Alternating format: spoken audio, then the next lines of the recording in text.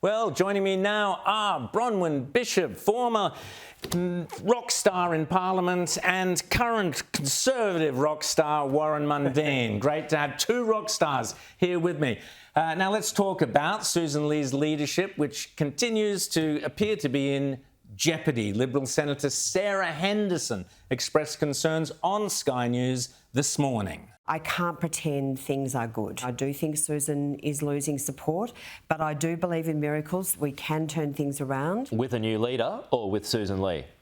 Pete, I am just going to say at the moment that I cannot support the way things are. With Sussan Ley as leader?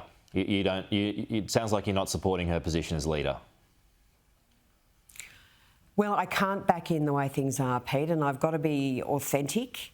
And I've got to be honest about that. And it's very difficult. It's a very difficult time for the Liberal Party. Angus Taylor this morning was also asked if he plans to roll the opposition leader. This is what he had to say. I think Sussan is well established as leader and will be with us through the next election. Are you planning to roll her? Absolutely not. And today it seemed that almost everyone was being questioned about a possible leadership spill. No, I don't. In fact, I think Sussan has been really consistent in her messaging since she was elected. She has said that we want to lower emissions, but not at any cost. No, I don't think that's right. Is her leadership still safe? Yes, it is. I'm really sorry, I have appointments. Do you support your leader? Thank you, thank you. So let's ask my rock stars, what's happening, Bronwyn? You've seen this many, many times before. Can Sussan survive next week? Obviously, net zero is critical to that, but what are your thoughts? There is the difficulty that Sussan is the first female leader, and no person who follows her in is going to be one to have assassinated the first female leader. So what we're seeing is the power plays. We're seeing those people who were left out of the administration first, and those people who want a bigger role, and other people who are finding their numbers and finding where it may happen. So I think we'll see a bit more of this for quite some time, and then they're going to have to find a solution that will allow dignity to prevail. Because once they settle the question of getting rid of net zero, which has to happen, and then they can start to attack the government instead of each other, then they'll be able to find a solution about how everyone can emerge with a certain amount of dignity and they can go forward. Warren, you and another rock star, Jacinta Price, won the Voice campaign very much through your efforts and your intelligence and your personality and your arguments above all. Net zero is the new voice, isn't it? Or it could be for the Liberals, do you think? It is the new voice because it affects every level of Australians' economy and social life. Once you get the rumblings that's happening within the party room, this is within the party room, then that's a big, big problem. And then also, I've been around the country, like yourself, in a lot of the Liberal Party functions in Western Australia, Victoria, New South Wales and so on. The rumblings are there in the membership. So what miracle they come up with this discussion about the net zero meeting has to be workable, otherwise they're finished.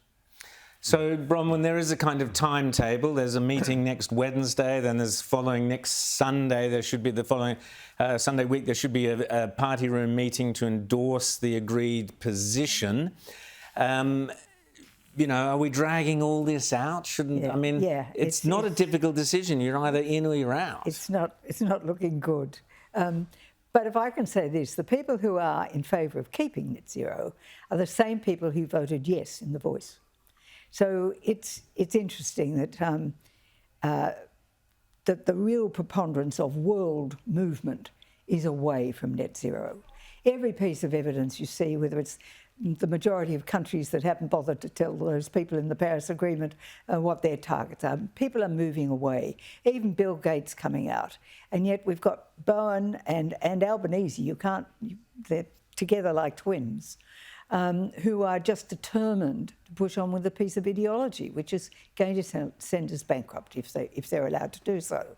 So, like every collectivist government, you always think you can sacrifice the individual to the outcome that you particularly want, which is what this socialist government is doing here in Australia. And it's got socialist connotations. That's the background of the Prime Minister. So individuals don't matter. But unless we get to the stage where we get rid of net zero and say gone, then you will not be able to attack the government because fundamentally you're in agreement with them. Once it's gone, you can say from every aspect of those three words the Nats came up with, which I thought were very good: cheaper, better, fairer. You can say, well, this is a cheaper way we'll get electricity. This is a fairer way we'll get electricity. This is a better way of achieving what's good for the country. There are so many opportunities to get in there and attack them, but they've got to be definitive about it and say, this is our position, now we're going forward. So Warren, One Nation seems to be cleaning up all those. There are a lot of people deserting the Liberal Party and heading over to One Nation. We've seen that in membership of One Nation. We've seen that in opinion polls, up to 15% for One Nation.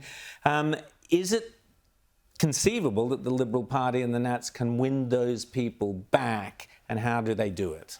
Well, it is conceivable that they could win them back. But I've got to make a declaration. I work in the energy and mining industry, so I'm very much on a global stage, working out of Africa and Europe and Middle East. So I know how this global effect of net zero is working. And just to finish on that is people do talk about net zero overseas, but no one does anything about it because they've got gas, they've got coal, they've got nuclear power. Anyone who says about climate change and does not mention nuclear power in it, they're lying, they're fibbing. And all we're doing for this whole net zero thing is we're making millionaires multi-millionaires, we're making billionaires multi-billionaires, and that's all we're doing. The Australian public, the poor people of Australia, the ordinary citizen out there, through their taxes, is paying for all this mess, and this is a massive problem. So what we've got to do, what the Liberals have got to do, is actually they have got to drop the issue of net zero, because the fight is not going to finish if they don't do that. As Bronwyn said, it's going to continue and continue and continue, and it's death by 1,000 cuts. And when when you're having a communistic approach, like we want to fix things, so we have a meeting and then another meeting and then another meeting. All you do is, if you're trying to design a horse, you end up with a camel, and they're going to be.